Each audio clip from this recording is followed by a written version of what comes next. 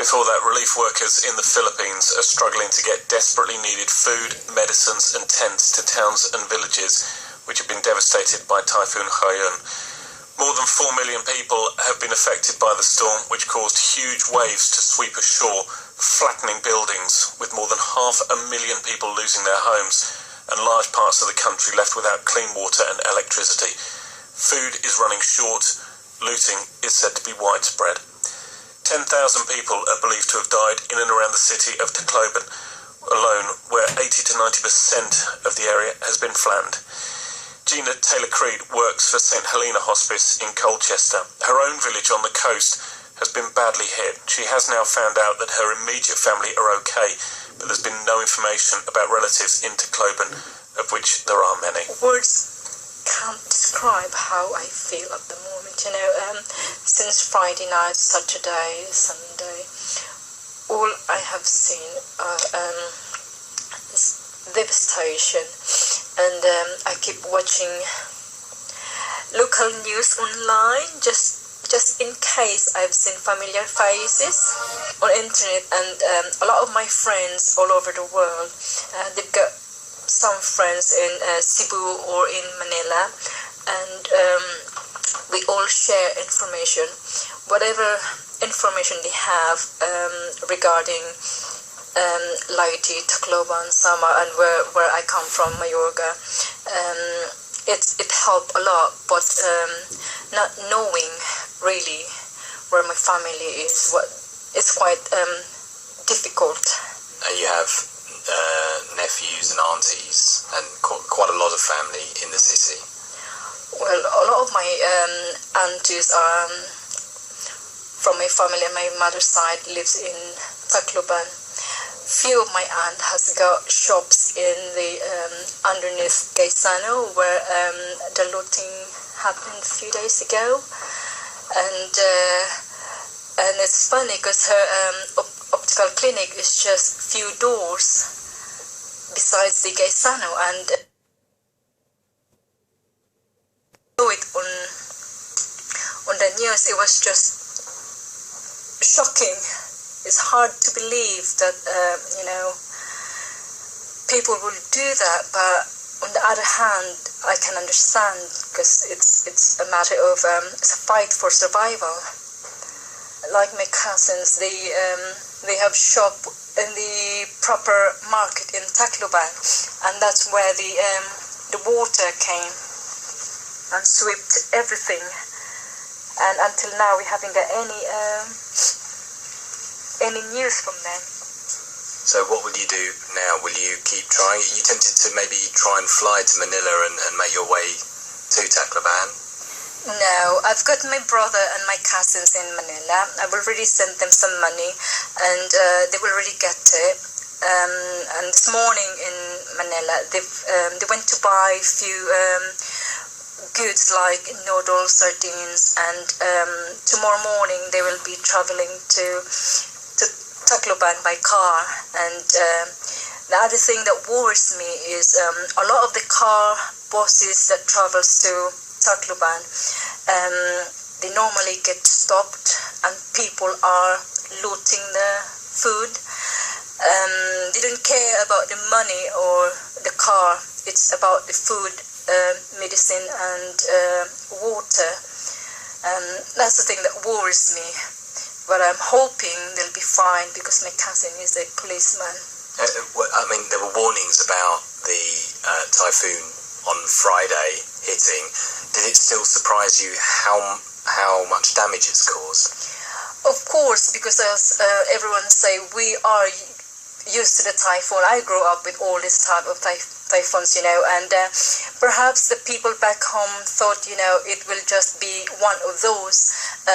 People in Philippines, us being Filipino, maybe a lot of them are a little bit stubborn, and and maybe some of them have prepared, but not everyone listen.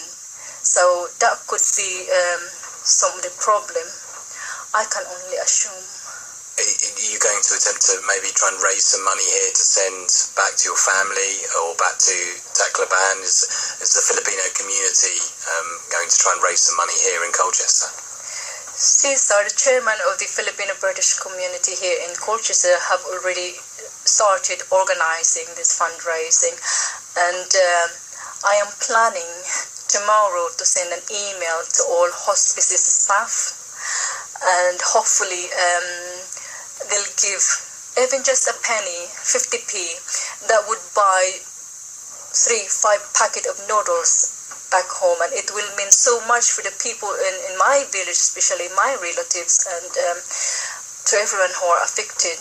And the money I've sent is not a lot last night, but it will mean so much rather than doing nothing. It's quite something, isn't it, when you hear how someone is affected so many miles away from their loved ones. That's Gina Taylor-Creed, who works for St Helena Hospice in Colchester. You heard her mention the chairman of the Colchester Filipino community. It's Zar Garalaga who joins me on the line now. And Gina's story, Zar, is that one that you're hearing time and time again from people you know? Yes, that's correct. Yeah, it's really sad to hear about the aftermath of this typhoon. It's really heartbreaking to know that some of our co-Filipinos here in Essex are truly devastated, considering the fact that they can't even find a way on how to reach members of their family back in Tacloban. Yeah, it's an awful lot of pain worrying about their safety, shelter and food, and at the moment all we can do is just to, sympathize with them and reassure them that everything will be all right. But, it's easier said than done. I was actually trying to put myself in their shoe. I mean, if you got your members of your family back at the club and you don't know how to reach them, do you know what I mean? It's really, really devastating, to be honest. What can you and other members of the Filipino community, and indeed the rest of us, do at this current stage? Well, to be honest, we just yesterday we just had a fundraising event, and the proceeds will go straight to the victims of these calamities. And we're actually, I was actually also planning to get in touch with other Filipino organizations in London and in Essex to find out if we can find a way on how to raise funds. And also we are considering collecting voluntary donations from other co-Filipinos here in Colchester, in Essex. So I think that would be the least we can do at the moment. Yeah, just to help these people. Is it a sizable Filipino community in Essex, or indeed across the UK? I know that there was a lot of recruitment for health positions and care positions a while back, wasn't there? Yes. Mostly, it's mostly nurses and care workers are here in Colchester and some parts of Essex. Yeah.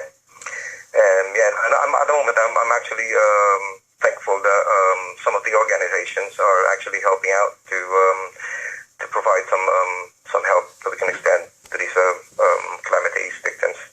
Is there a feeling that the Filipino government could have been better prepared for an event like this, or is it the scale of the event just too huge, whatever preparations you make? At the moment, we can see that they're actually doing their best to cope up with the situations, but like these typhoon is really, really one of a kind. I mean, the strongest on record.